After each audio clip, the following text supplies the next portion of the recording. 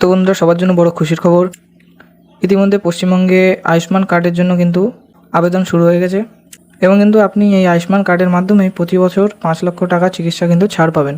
এছাড়াও বিভিন্ন রকম বেনিফিট কিন্তু রয়েছে।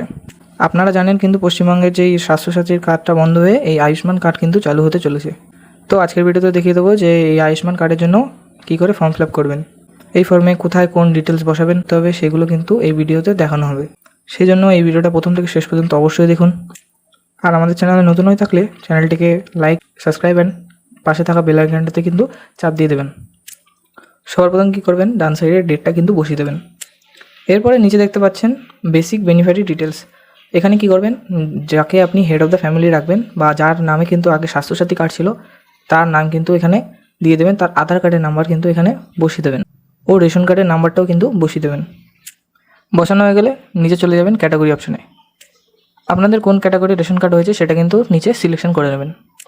এরপর তার নিচে কি আছে, আধার কার্ডের সাথে যেই মোবাইল নাম্বার লিঙ্ক আছে সেই মোবাইল নাম্বারটা কিন্তু এখানে বসিয়ে দেবেন। তারপরে বলা হয় যে জেন্ডার সিলেক্ট করতে মেল হলে মেল সিলেক্ট করবেন, ফিমেল হলে ফিমেল সিলেক্ট করবেন এবং যাকে আপনি হেড অফ দ্য ফ্যামিলি রেখেছেন তার কিন্তু ডেট অফ বার্থ কিন্তু এখানে দিতে বলেছে, তার কিন্তু ডেট অফ বার্থটা এখানে দিয়ে দেবেন। এরপর নিজে কি বলে দিয়েছে, ফুল অ্যাড্রেস হচ্ছে আপনি বাড়িতে মানে আপনার বাড়ির যে লোকেশান সেই লোকেশানের হাউস নাম্বার, ঠিক আছে, ভিলেজ, ওয়ার্ড ইত্যাদি কিন্তু এখানে বসিয়ে দেবেন। তার নিচেও কিন্তু সিলেকশন দিয়ে দিয়েছে ডিস্ট্রিক্ট, ব্লক, ঠিক আছে, ফ্যামিলির হেড নাম, টোটাল ফ্যামিলি মেম্বার্স, এগুলো কিন্তু একে একে বসিয়ে দেবেন ও আপনাকে কিন্তু প্যান কার্ডের নাম্বারটাও এখানে বসিয়ে দিতে হবে। তার নিচে কি আছে, তার নিচে আছে কিন্তু ওনার ভোটার কার্ডের ডিটেলস, ভোটার কার্ডের EPIC number, AC number, part number এবং সিরিয়াল নাম্বার কিন্তু আপনি দেখে সঠিকভাবে এখানে বসিয়ে দেবেন। এবার যাকে আপনি হেড অফ দ্য ফ্যামিলি করেছেন তার যদি স্বাস্থ্যসাথীর কার্ড থাকে তাহলে কিন্তু ওখানে স্বাস্থ্যসাথী কার্ডের কিন্তু নিচে অপশান আছে, ওখানে কিন্তু আপনি স্বাস্থ্যসাথীর কার্ডের নাম্বারটা কিন্তু বসিয়ে দেবেন।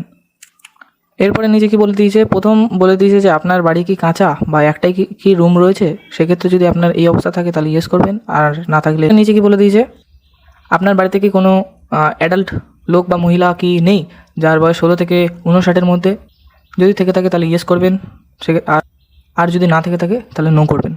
চলে যাব দ্বিতীয় পেজে। প্রথমে কি বলে দিয়েছে, এবার কি বলেছে যে আপনার বাড়িতে ফিমেলই হচ্ছে কিন্তু বাড়ির হেড, ওরকম যদি থেকে থাকে, আর যদি বাড়িতে কোনো রকম অ্যাডাল্ট মেল যদি না থেকে থাকে তাহলে কিন্তু এই অপশানে ইয়েস করবেন।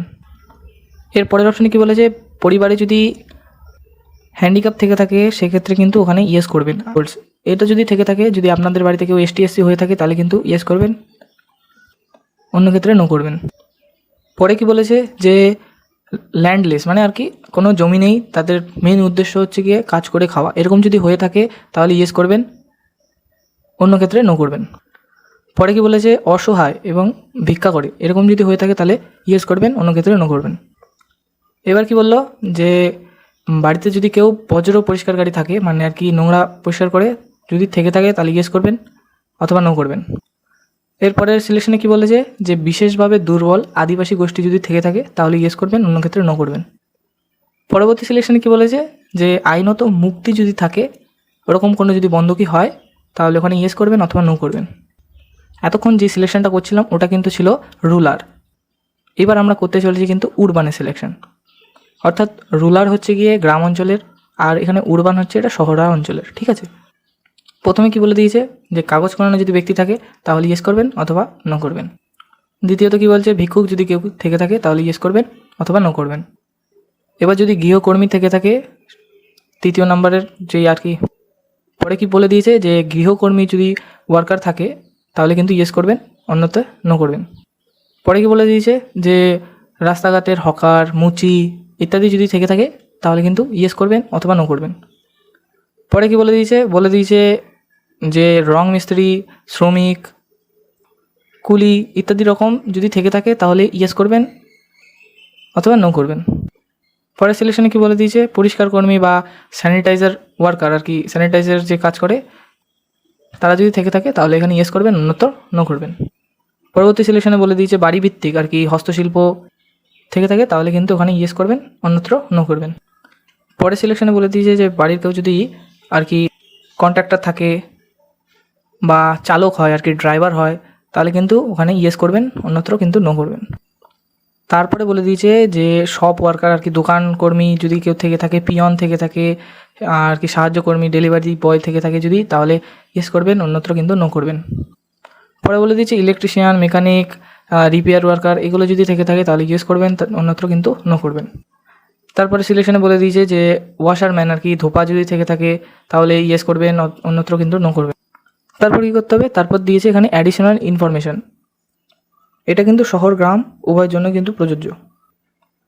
পরের অপশানে কী দিয়েছে, যে পরিবারে যদি 70-এর ওপরে কিন্তু যদি কেউ থাকে তাহলে কিন্তু ইয়েস করবেন, অন্যত্র কিন্তু নো করবেন।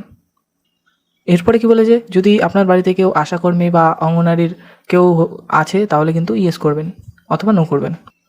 পরে নিচে কি বলে দিয়েছে যে আপনার ফ্যামিলি ইনকাম যদি 8 লাখ টাকার উপরে থাকে আর কি বছরে, তাহলে ইয়েস করবেন, অন্যত্র কিন্তু নো করবেন। তারপরে বলেছে যে আপনার পরিবারে কেউ কি ইনকাম ট্যাক্স পেমেন্ট করে, মানে ইনকাম ট্যাক্স কি দেয়, তাহলে কিন্তু ইয়েস করবেন অথবা নো করবেন। তারপরে বলছে 2026 যে এসআইআর হয়েছে ওতে যদি আপনার নাম থেকে থাকে তাহলে কিন্তু ইয়েস করতে বলেছে, আর যদি না থেকে থাকে তাহলে নো করবেন।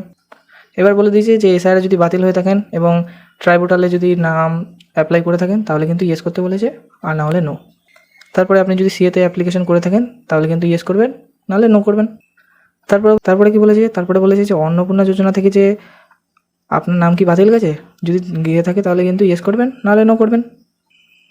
এটা ফিল আপ হয়ে যাওয়ার পরে পরবর্তী পেজে কিন্তু আপনারা চলে আসবেন। তারপরে দেখবেন ডিক্লারেশন আসবে, ওখানে কিন্তু আপনারা টিক চিহ্ন মারবেন। এবার যে আবেদন করছে তার কিন্তু ওখানে সিগনেচার করে দেবেন। তারপর আপনি কি করবেন, এই যে নিচে রিসিপ্ট লেখা আছে আর কি, ওটা কিন্তু আপনার কিছু করতে হবে না। আপনি যেখানে জমা দেবেন সেখান থেকে ওরা কিন্তু এখানটায় কেটে কিন্তু আপনাকে এটা দিয়ে দেবে। এখানে আপনার কিছু করার নেই, যেখানে জমা দেবেন তারাই কিন্তু কেটে আপনার হাতে ধরিয়ে দেবে। আচ্ছা, এর পরের পেজে চলে আসবেন। পরের পেজেও কিন্তু আপনার কোনো কিছু ফিল আপ করতে হবে না, এটাও কিন্তু আপনি যেখানে জমা দেবেন সেই অফিস থেকে কিন্তু ফিল আপ করবে। কিন্তু শেষ হলো, এরপর আপনি কী করবেন, এরপর এর ফর্মের সাথে কী কী ডকুমেন্টস অ্যাটাচ করবেন সেটা কিন্তু শুনে নিন। বাড়ির সবার Aadhaar card, voter card, ration card, যার কি ডকুমেন্ট আছে যেই ফর্মে লাগছে ওগুলো কিন্তু আপনারা জেরক্স করে কিন্তু এই ফর্মের সাথে কিন্তু জমা দিতে হবে। এরপরে যদি পরিবারে কেউ হ্যান্ডিক্যাপ থেকে থাকে তারও কিন্তু জমা দিতে হবে, সব কিছু হ্যান্ডিক্যাপ সার্টিফিকেট কিন্তু জমা দিতে হবে। আর কি এই ফর্মে যেই ডিটেলসগুলি লাগলো সেইগুলো কিন্তু আপনাদের সবার কিন্তু জেরক্স করে এর সাথে অ্যাটাচ করে দিতে হবে। আচ্ছা বলে দিই, এগুলো কোথায় জমা করবেন। বর্তমানে কিন্তু আপনার বাড়িতে কিন্তু যে জনকল্যাণ শিবির হচ্ছে ওখানে কিন্তু আপনারা ফিল আপ করে কিন্তু জমা দেবেন, ঠিক আছে।